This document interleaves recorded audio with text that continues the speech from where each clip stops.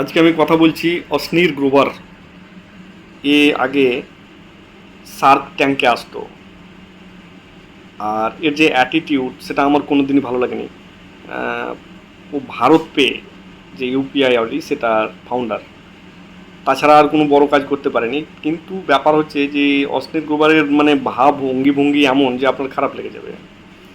ওর controversy আবার চালু হয়ে গেছে। প্রথমে ও একটা শোতে গিয়ে বা কাউকে গিয়ে সলমান খানের ব্যাপারে, যে আমি সলমান খানকে ডেকেছিলাম এই ওই মানে বিভিন্ন রকম, যেন সলমান খানের পোষা বাচ্চা। হ্যাঁ, যে সলমান খানকে আমি বলেছিলাম যে তুই এত টাকা নিস কেন, তুই তুই করে। তো ভাই সলমান খানের কাছে যেমন করেই হোক ওই ভিডিওটা পৌঁছে যায়। তারপরে ওকে বিগ বসের শোতে ডেকেছিল এবং তুলোধনা করেছে সলমান খান কেন মানে ভালগারিটি বা কোনো গালিগালাজ দেয়নি, কিন্তু এমনভাবে মিষ্টি মিষ্টিতে কথাগুলো বলেছে যে অস্ট্রেল কুমারকে একদম চুপ হয়ে গেছে। মানে বেসিক্যালি এই অশ্লীল গোবার দেখাতে চেয়েছিল যে সলমান খানকে আমি মিটিং করে, ওর সাথে কোনোদিন মিটিংই করেনি সলমান খানের টিম মিটিং করেছিল। ওই যে সলমান খানকে আমি বুঝিয়েছি যে তুই এত টাকা নিবি, তুই এত টাকা নিস না, এই ওই আমার কাছে মেনে গিয়েছে। একটা পডকাস্ট বেসিক্যালি করার কথা ছিল, সেখানে 20 কোটি টাকা নেওয়ার কথা ছিল, তো অশ্লীল গোবার বোঝানোর পর নাকি 2-5 কোটিতে করে দিয়েছে। এরকম একটা অশ্লীল গোবারের মতামত ছিল, কিন্তু এটা আসলেই মিথ্যা। সলমান খান তারপরে বিগ বসের ডেকে ওরকে জিজ্ঞাসা করছে, তখন কিছুই বলে না, একদম মিউ মিউ মিউ মিউ করছে, যেমন ভাজা মাছটা উল্টে খেতে জানে না, কিছু কথাই বলতে পারে না, মানে স্যারেন্ডার করে দিয়েছে বেসিক্যালি। কিন্তু এই শোটা হওয়ার পর কিছুদিন পর আবার ভাই সাহেবের কি পিছবার দম নেই আর হাম কিসি সে কম নেই, হ্যাঁ এরকম একটা ভাব। তো আবার ও কিছু সলমান খানের ব্যাপারে বলে দিয়েছে। এবার কথা হচ্ছে যে সলমান খান তো ছাড়ার ব্যক্তি না। সলমান খান আবার ওকে ডাকবে এবং আবার যেদিন সময় পাবে আবার তুলোধনা করবে, কারণ ভাই তুই কার ব্যাপারে বলছিস সেটাও তো তোকে দেখতে হবে। তোকে যখন সলমান খান কিছুই বলেনি, তখন তুই ওর ব্যাপারে পাবলিসিটি পাওয়ার জন্য বারবার এরকম বলবি, তো সলমান খান তো ছেড়ে কথা কইবে না।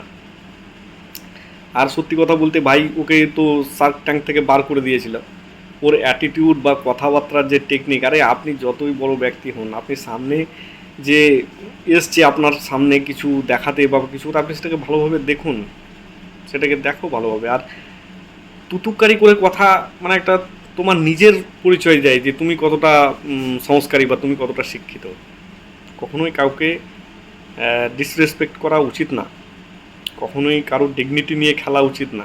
সবাইকে যোগ্য সম্মান দিতে হবে, সে যত ছোটোই ব্যক্তি হোক। এটা আমাদের ভারতীয় কালচার যে আমরা ছোট থেকে ছোট ব্যক্তিকে ভালো সম্মান দিয়ে কথা বলবো, এটাই আমাদের শিক্ষার পরিচয়। তো অশ্লীল গোবার কোনো দিনই কাউকে এরকমভাবে রেসপেক্ট দিত না, ডিসরেসপেক্ট করতো, এবং ও একটা বস বস ভাব যে আমি সর্বকিছু সবই জানি আমি, এরকম এরকম একটা ভাব, সব জানতা গামছাওয়ালা যেমন হয়, মানে আমি সুপার, হ্যাঁ হাম হাম হে বাকি সব পানি কম হে, এরকম এরকম একটা ভাব। তো অশ্লীল গোবরের তো বলবো ওই কথাটাই আমি যেটা বলছি, পিছুয়ারে মে দম নেই আর হাম কিসি সে কম নেই। সলমান খান তোর যদি এতই ইয়ে আছে তাহলে তো সলমান খানের সামনে বলতে হতো না। তো সলমান খান তো এমন রাগী ব্যক্তি যে ওই শোতেই 2-4টা থাপ্পড় না বসিয়ে দিত ওকে। তো যাই হোক, এরকম একটা কন্ট্রোভার্সি। এবার দেখা যাক সলমান খান কি করে। সলমান খানের ব্যাপারে আবার কিছু বলে দিয়েছে যে হ্যাঁ আমি ওই বিগ বসে গিয়ে বলেছি, কিন্তু সলমান খান সত্যি আমাকে, এরকম একটা মিথ্যে কথা আবার একটা ঢপ মেরে দিয়েছে। আর সলমান খানের টিম এটা দেখবে এবং সলমান খান, আমি তো মনে করছি সলমান খান পর্যন্ত পৌঁছাবে, আর সলমান খান ছাড়ার ব্যক্তি না, দেবে আবার।